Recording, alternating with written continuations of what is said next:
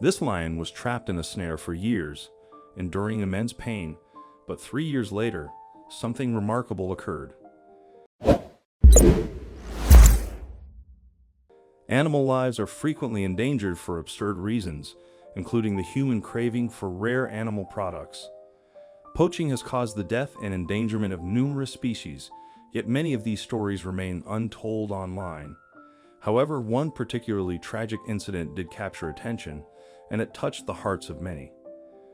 This story took place in Mikumi National Park in Tanzania. For years, poachers frequented this area, leaving many animals dead or badly injured. In 2009, as usual, some poachers set traps in the park, hoping to capture animals.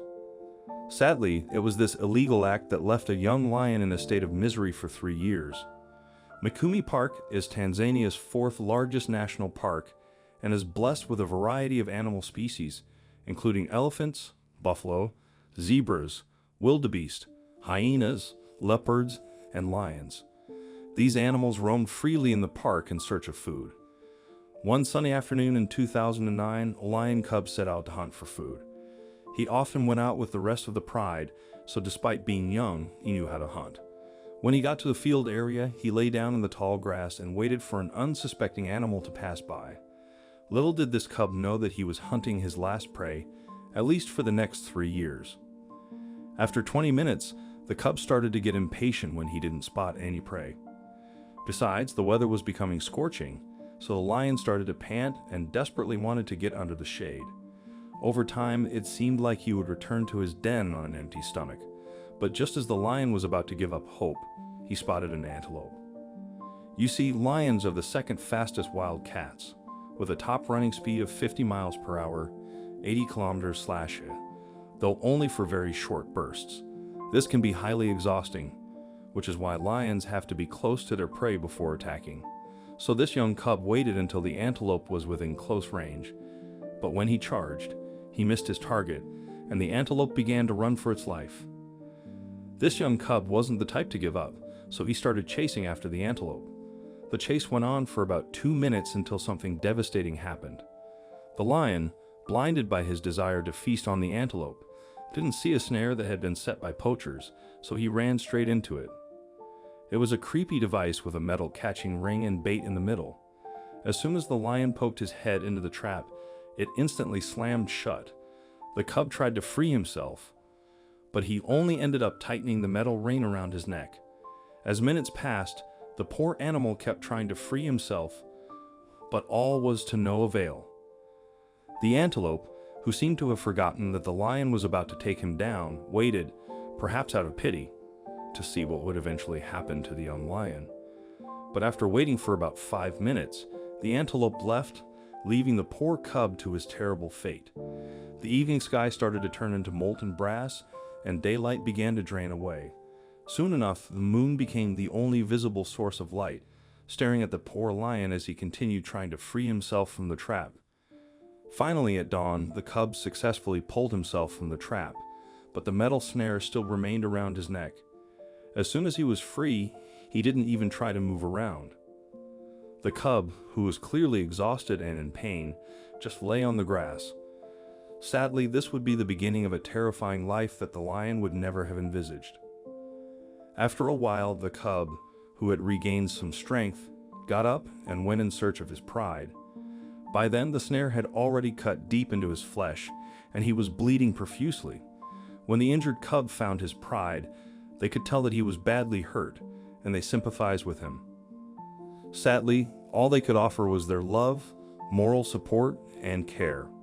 Of course, none of them could remove the snare from his neck, as setting the lion free required human help. As time passed, the cub's condition worsened, and his wound became infected. With each passing day, the snare dug deeper into the cub's neck, making it hard for him to grow.